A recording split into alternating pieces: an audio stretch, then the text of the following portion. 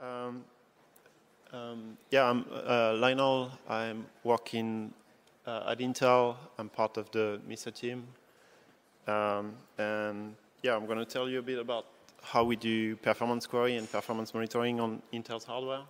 I think people have been wanting to do that for a while.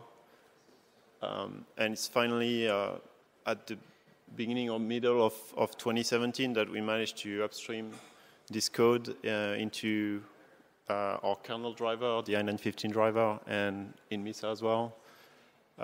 Most of this work was done by Robert Bragg, who was working at Intel at the time. And so most of the stuff that I'm going to show is, it's mostly what is done. The way I'd like to talk about this is to give you some overview of what the hardware does and how it works. Then quickly look at the i915 interface, which is not very complicated, so should be pretty obvious. And then I'm going to show you a couple of Userspace tools that that uses this hardware feature, and hopefully I have a demo of something that works. Yeah, so this is the a diagram of our GPU. You can find one of those in the public documentations. They're a bit more complete there. I simplified this one just to make it easier to add the things that are interesting for us. At the top of the diagrams, you have like a part that we call unslice. That's where a bunch of fixed functions reside in the GPU. On the top left in blue, you have like the 3D fixed function. In the middle, it's like more of a memory interface stuff like the bleeder. And then in red on the right, it's the media stuff, which I know nothing about. And at the bottom is we have 3 blocks. It's essentially the same ones. And they're called subslices, and they contain a bunch of EUs. Depending on the hardware you're dealing with, you might have like 8 or 6 EUs on the lower end SKUs. And the way we go about scaling the GPU is essentially replicating this block many times. And we grouped sometimes 3 of them into what we call a slice, and we replicate that again.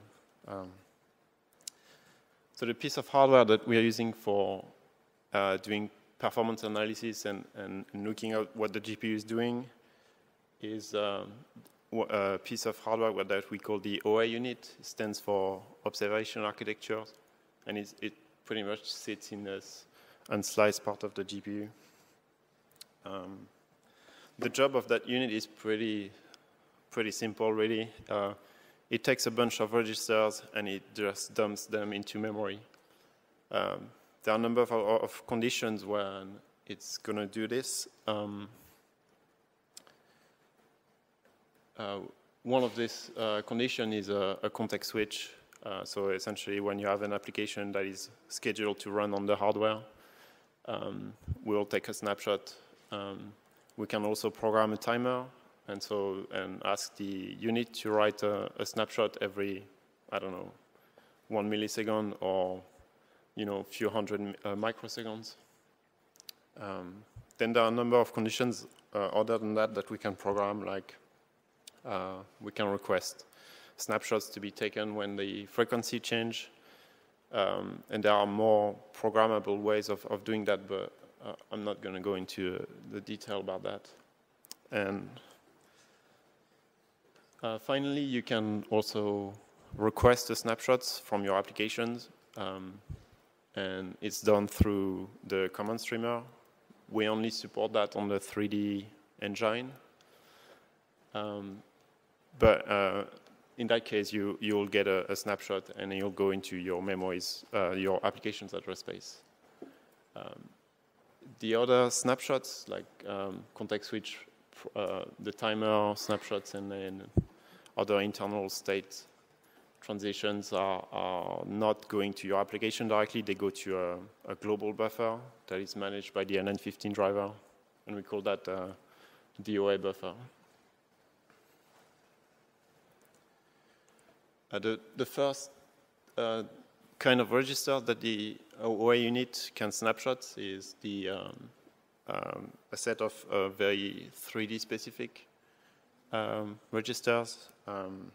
So they go mostly into the fixed functions.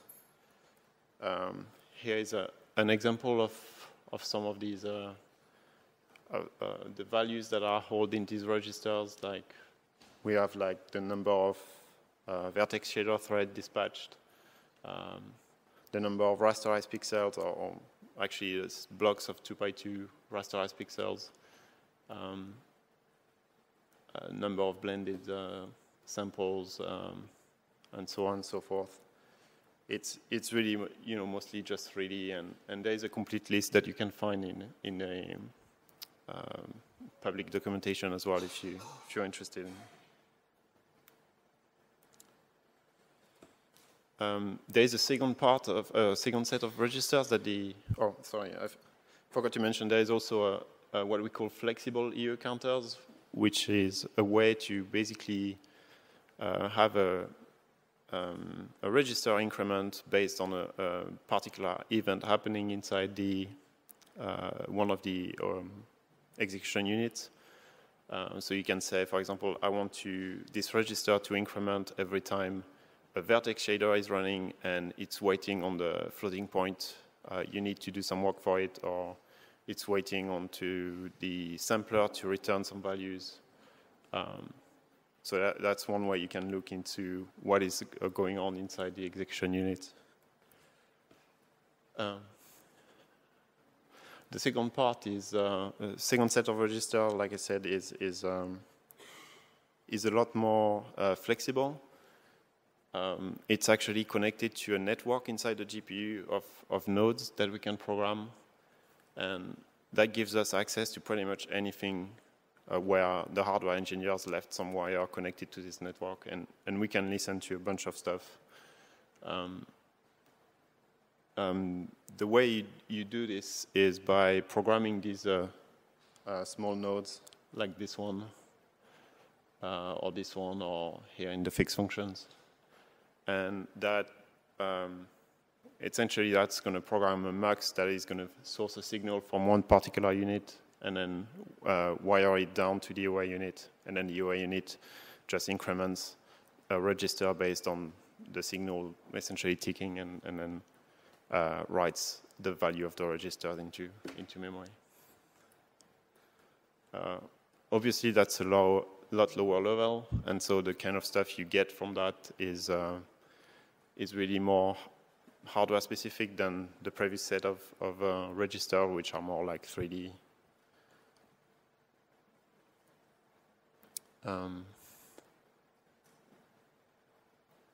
So yeah, here are some examples. You can see how much the samplers are busy. We have more than one sampler, so you can get a value for each of them. You can look at various caches, misses, like the stencil, multi-sampling color caches, and there are a bunch of other ones. I guess I'll show some of them later. The flip side of this is that these nodes in these diagrams are not context saved and restored, so we have to be careful to leave the GPU in a particular state when we're using those. If we lose the power somewhere in the GPU due to power management, we need to reprogram them, and that means we really need to be careful when we're dealing with this in INN 15.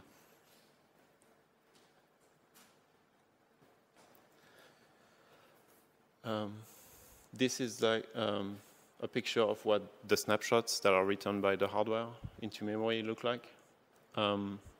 We get a header with like a timestamp that tells us when the snapshot was taken.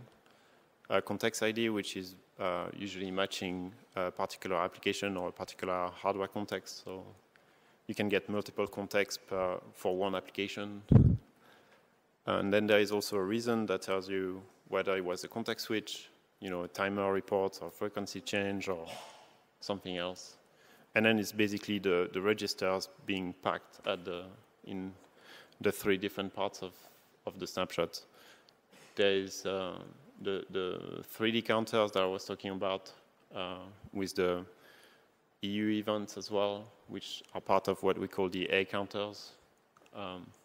And then B and C counters are these programmable registers that you can source pretty much any information about.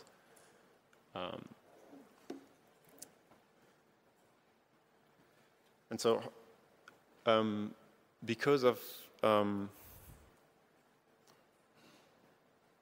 the way the programming works, we can't really give access to this to multiple applications at the same time.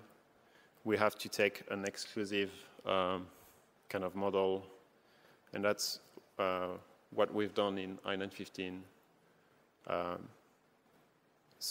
Swapping the programming is actually pretty tricky, so we tend to just go for one configuration, capture a bunch of data, and then switch to another one.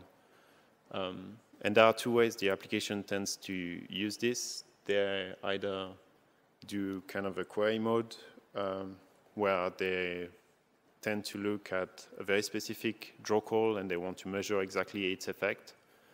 In this case, they're going to use the command streamer with the instruction that snapshots the registers into the application's address space. Or they're more interested in what's going on the entire system, and in that case, they'll not look so much at what is coming from the command streamer, but look at the global buffers that contains snapshots for every single application that is being scheduled.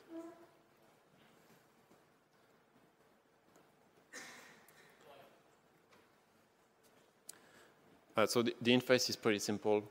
On a DRM render node or master node, you just do one IOCTA call with a couple of parameters. There is a sampling period for how often you want the periodic reports to be written into memory. There's a configuration ID which tells the I915 driver how to configure the hardware to source the information that you're interested in. And then there is a context ID. It's kind of optional if you want to filter reports in the global buffer based on a particular application.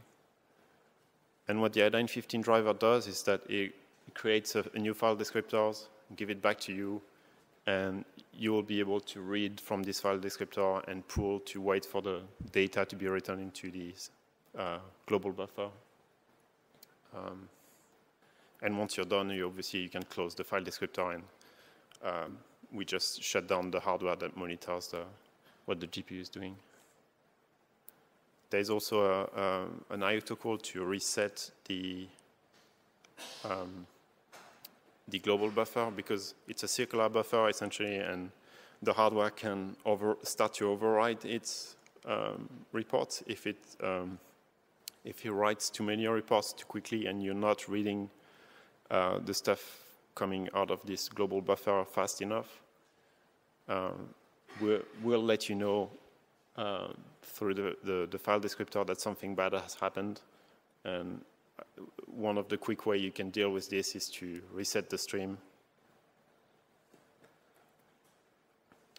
So again, here's like a diagram of what's happening on the GPU and how the I915 driver deals with it. GPU writes snapshots into memory. The kernel looks at the head and tail pointer of this circular buffer and reads the reports back, and then copy them to Userspace and just adds a small header at the front. And we use that header to notify you of some event that happened, like the unit might have, there are conditions under which there's too much memory pressure and it won't be able to write a report to memory because of that. And so we have a special header for Userspace to tell it about this kind of events. We have another one when the hardware has filled up the buffer too quickly and we didn't read it fast enough, and we tell you, well, too bad, your data is now invalid, so you probably want to reset the thing or close everything and restart again.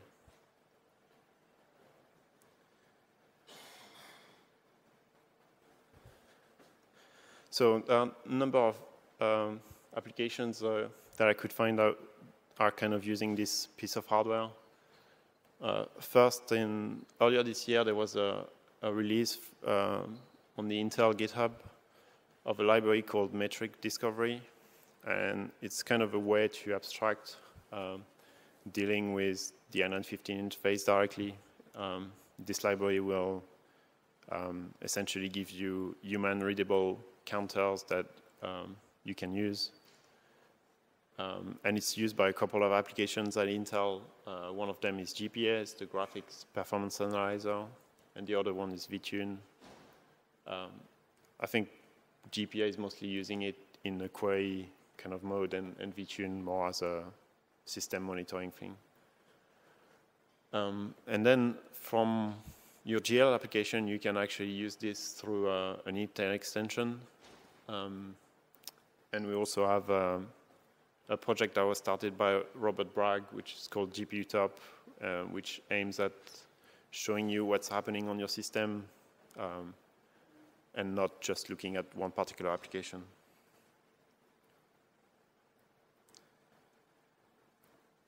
Just going through the OpenGL extension quickly. Because we have a limited number of registers, we can't capture all of your data in one go. We have to go through multiple passes to actually get all of the possible information that we can provide. So essentially the data that you get is grouped into categories. And here are some examples of the categories that we have. There's stuff that is really 3D focused. There is things more for compute. There are things that look at the L3 caches, some that are dedicated to samplers, and then there is even media stuff. And these categories are actually available, in both Metric Discovery, the library, in the OpenGL extension, and in GPU Top. The way you go about using the extension is that you can list all of these query IDs that I just showed. You can list then all of the data you can get from one particular query ID.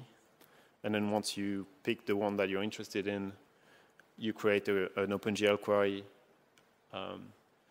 and do begin and end around the workload that you're interested in. And then finally, when you're done, you just get the data out of it. And so the way that the Mesa driver, the INN65 driver uses that is pretty simple. We take a couple of snapshots on begin and end, do a diff essentially, and give you the data back. And the data is just a blob.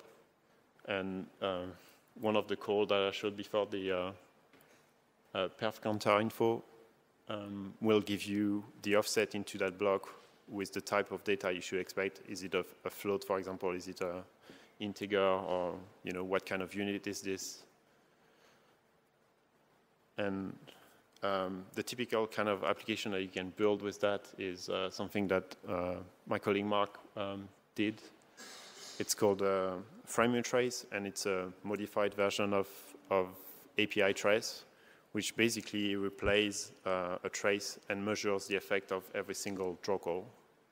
I'm not going to demo the application. Mark has already has a couple of talks, I think at FOSDEM this year, and maybe last year, this year as well, about this tool. And so I encourage you to check it out if you're interested in that. What you're essentially looking at here is just a single frame, and every bar here is like a draw call, and it shows you in this particular case the EU thread occupancy for every draw call. So you can basically try to find where there are draw calls that are expensive, or why, particular cases where things are slow, and helps you identify why you should maybe look at things to optimize your application.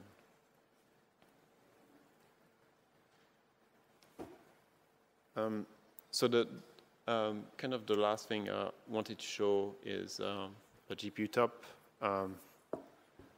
It's kind of a project to look at the entire system and how it's being used by different applications.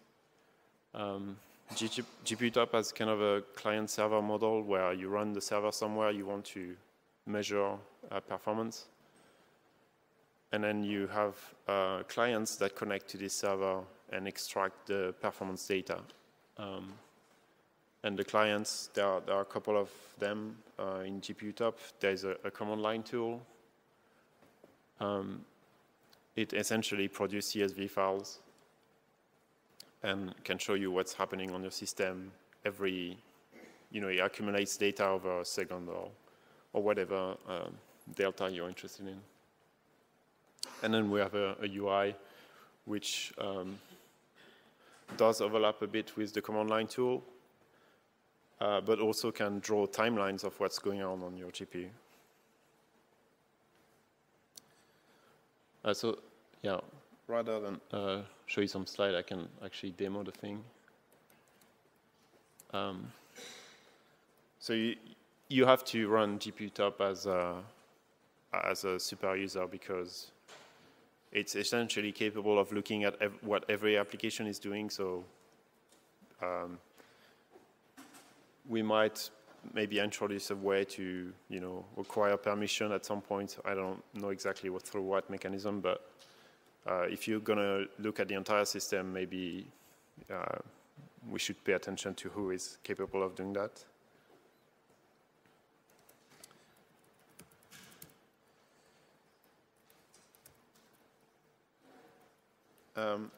The command line tool is called GPU top wrapper. It's not a really good name, but I couldn't find anything else. If you run this tool directly without any parameter, it'll connect to the server and look at what the server is capable of doing. In this case, it's just listing the things that I showed earlier. It's like all of the categories of data you can extract from the GPU. So we can just select one, like render basic.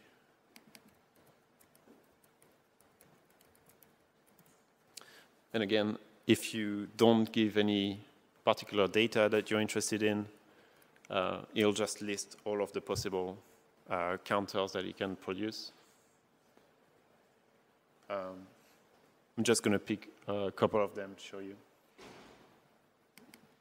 Going to go with EU active and maybe rasterized pixel as well. And then the frequency of the GPU. So if you do that, it will just essentially start dumping stuff every second. So it's kind of pretty basic, and if you load the GPU a bit, you see that the frequency is going up. Number of pixels per second rasterized is going up, obviously, because there's more stuff going on. So it's pretty basic. In this case, it's showing human readable values, but we can also, there's an option to put raw numbers, so you can actually graph that into, I don't know, Excel or Calc or whatever. The other thing that you can do is monitor a particular application. So I'll just take a quick demo.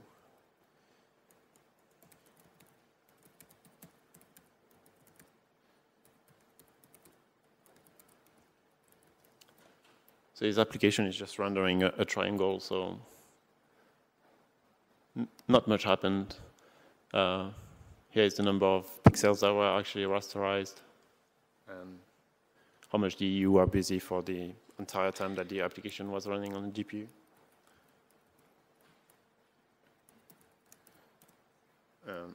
And obviously, if you take a different application, well, yeah, it carries on rendering. These numbers should actually scale by, the size of the window. So, yeah, we can see here. It's not 20 megapixels anymore. It's like 60 or whatever. So that's for the kind of the command line client. I have one a UI kind of client. I need to set up the display a bit because the UI doesn't scale much like the command line.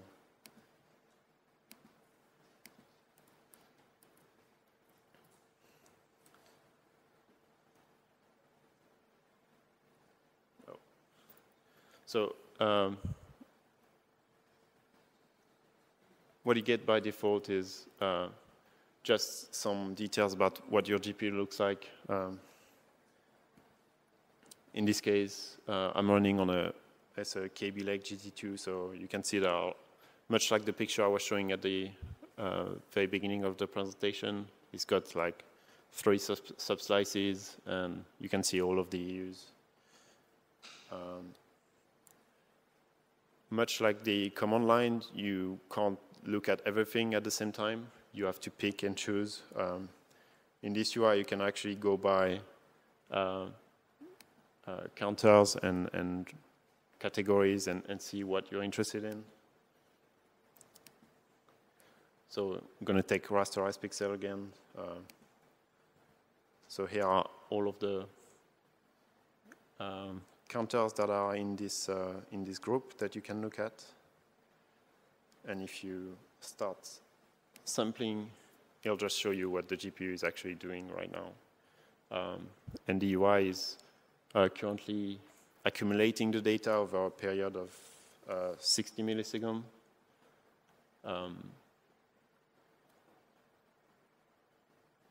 Yeah, it's pretty much the same data. It's not massively different. You can also graph this stuff. So let's say you're interested in how much the EUs are active. You can graph it over time. Look at the stalls. I don't know. The busyness of the samplers. So that's pretty much the same feature set as the command line tool, just a bit more interactive.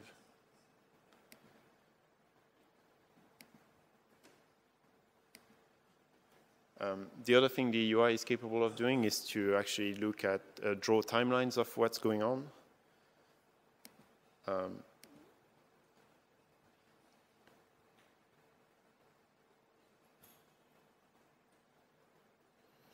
So we're going to start sampling again. And when we have enough data, we're going to start looking at stuff there. On this timeline, I'm also showing the trace points coming from the kernel. So that tells you, I think this trace points is actually a VBlank event. That's on CRTC 0, so that's probably my screen. And this one is, CRTC 1, so that's probably the one you're looking at. And you can see when the event actually happened, and you can see who is using the GPU and when. And so all of these bars are actually drawn using the data coming from the observation architecture unit of the GPU. We're not using the kernel trace point to draw that. So what's nice about that is that you can actually look at what was going on inside one of the bar. So again, the same counters that I was showing at the beginning, they're also available for this bar. And if you hover this one, you'll look at what this one was doing. there's two GPU top UI, and I think that's because there is two contexts due to the way the GTK thing is working.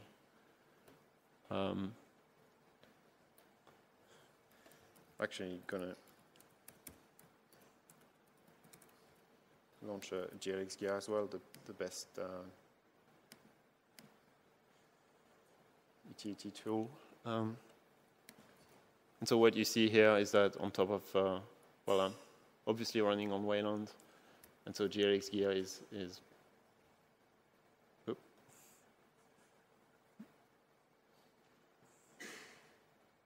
we can look at when things were actually being drawn. What I realized with this tool is that at some point I was wondering why for every frame are we drawing the shell first and then the application? And then I was kind of wondering whether the UI was always showing up in one frame later or something. I don't really have a good explanation for it, but that's something I wasn't able to see before, so that was kind of useful to me. So this is X.Wayland, and this is a GLX gear.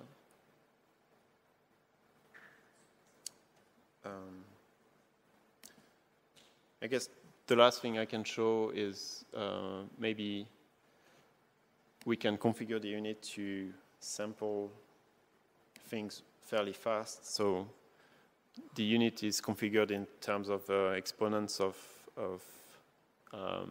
some base frequency of the GPU. By default, I think we just use a milliseconds of monitoring, of sampling.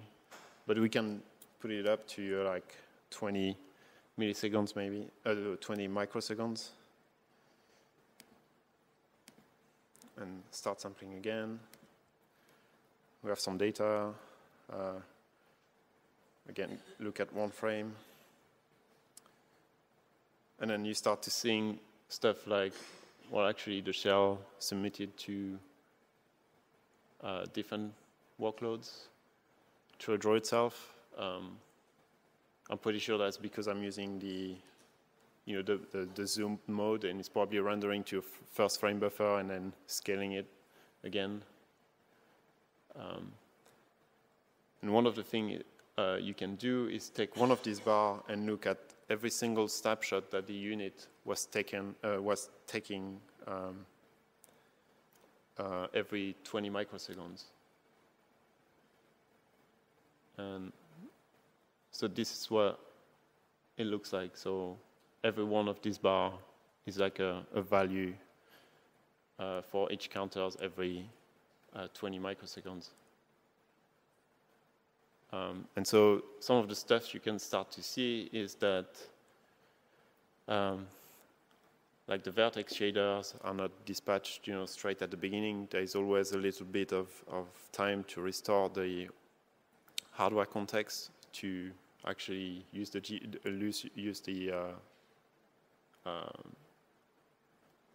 hardware.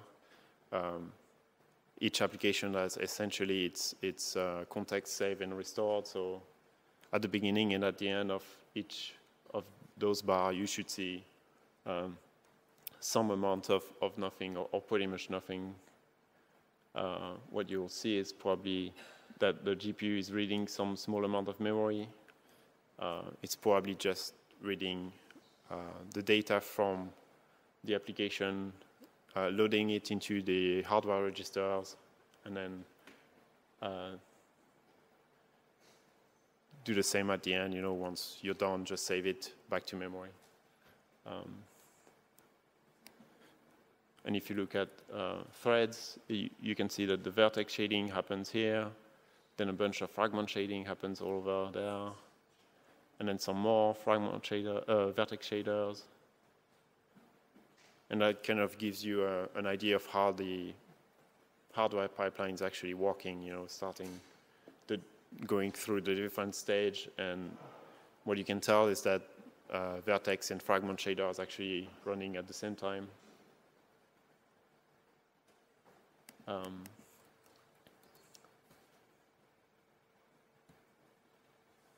And that's one way you could maybe potentially look at how why there is a bottleneck in your application, maybe why it's slowing down for some reason. I think that's pretty much everything I have. There are other sets of bits, you know, like in the UI you can look at a breakdown of how much is on this particular view of the timeline using the GPU and, you know, some kind of basic statistics. One bit I can maybe show you is this. So this is an application that is unknown with a context ID of 1. I happen to know that context ID 0 and 1s are allocated by the kernel.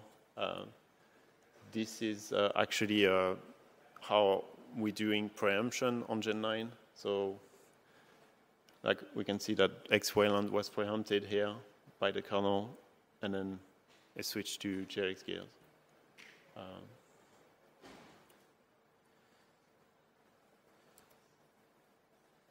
I think that's pretty much all I have.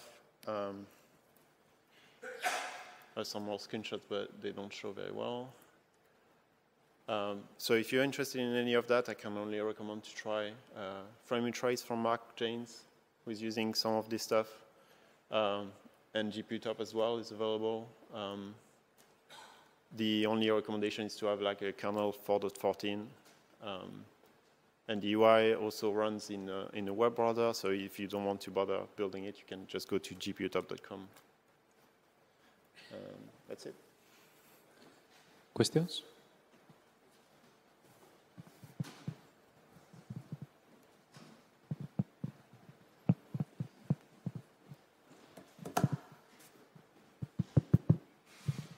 Two questions. I'm building GPU Top right now. That looks really cool. Which native UI is more stable? Like, should we use GTK3 or the GLFW? Yeah, so you can choose if you're, if you're running on a laptop that doesn't have a Retina display, the GLFW is probably the one you want to go with. The GTK one scales on, you know, high-res displays like Retina, like this laptop. I actually have a branch where I'm dumping GLFW and just use GTK with raw GL to do the rendering so that it scales for everybody. Yeah, the choice is just about that. You know, it's GLFW didn't scale very well on my laptop, so I used something else. The A counters, so as far as from the API, the individual A counters have enable, disable state that's configurable. But is that state, the enable, disable state for the A counters is saved, I'm inferring from the API, is saved and restored with the hardware context. Does the hardware automatically do that save, restore, and context switch, or does the kernel intervene to do that? Yeah, I'm not sure I could hear everything you were saying. Is the enable disable state for the individual A counters on hardware context switch, does the hardware automatically save and restore that enable disable state, or does the kernel intervene at context switch to save restore those? What state are you talking about? The A counters. Oh, right. So no, most of these. So the design of the unit is a bit weird. Some of the stuff is per context. Some of it is global.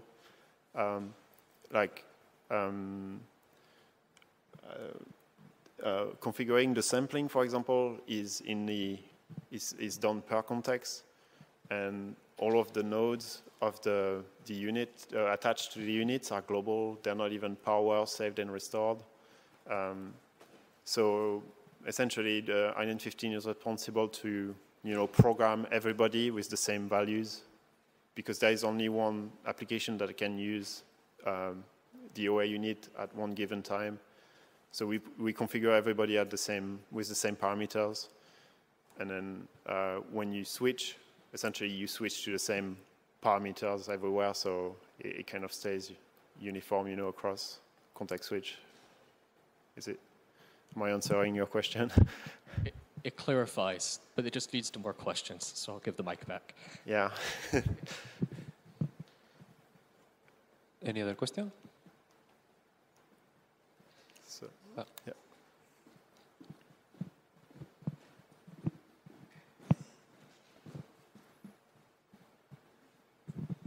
Thanks. I want to congratulate you because, with GPU top, it's a huge contribution. It is comparable to other tool sets that large teams have struggled to implement. So I think it's a massive, for Intel processors, it's a big deal. In addition to that, even enabling the performance counters to begin with is another large team's worth of work that you're doing. So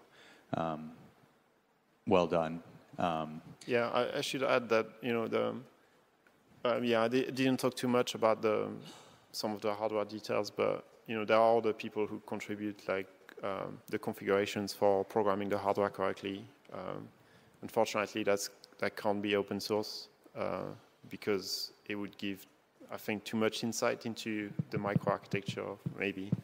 But so I'm not the only one working on that. On the UI, but anybody is welcome to, come and add features, open bugs, make comments. Yeah, I think between the frame analysis and then the system profiling, developers working on OpenGL have everything they need to go and optimize and find hardware bottlenecks in their workflow. I wonder for GPU top, so there are very mature tools, on Windows there's ETW tracing tools with a whole lot of different events. And then there's RAD telemetry, I think. And I think some of the things that, game developers often do, they can insert their own custom trace events into their application and then have those appear, and that really helps them kind of narrow down what's going on in their application that results in the bottlenecks and gaps that they might see in the trace profile. And I wonder, are there more features that you already know you want to include, or have you looked at other tools to see, what maybe you could support the same API even for telemetry? Yeah, one of the things we were thinking about doing when Robert Bragg was still around was to kind of trace take some traces from applications running by maybe using the same trick that some framework use, by essentially faking a WebGL, a GL library, and then insert some trace points in there, and then show them onto the timeline as well. So you could say, okay, here is my application doing a GL draw, for example, and here is when the kernel actually picks it up, and here is how when the hardware actually kicks off the work. It's an idea. It's more work. There's always more things to do. I'm not sure I put it into a GitHub issue, but if anybody is interested in looking into that, adding such feature, I have some pointers about what library we could use to actually communicate between the GPU top server and this fake GL library, or we could even have a Vulkan layer as well, to trace some of the calls and put all of that into a single view so you can see really what's going on. Any other question?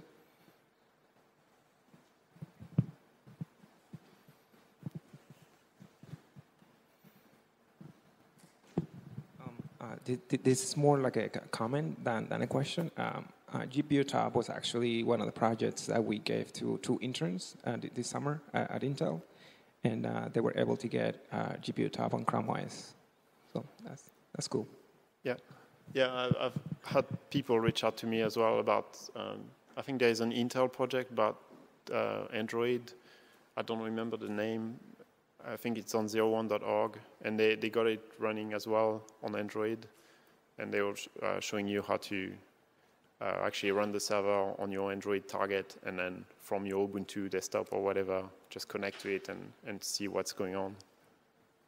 So yeah, I hope it's actually useful to other people.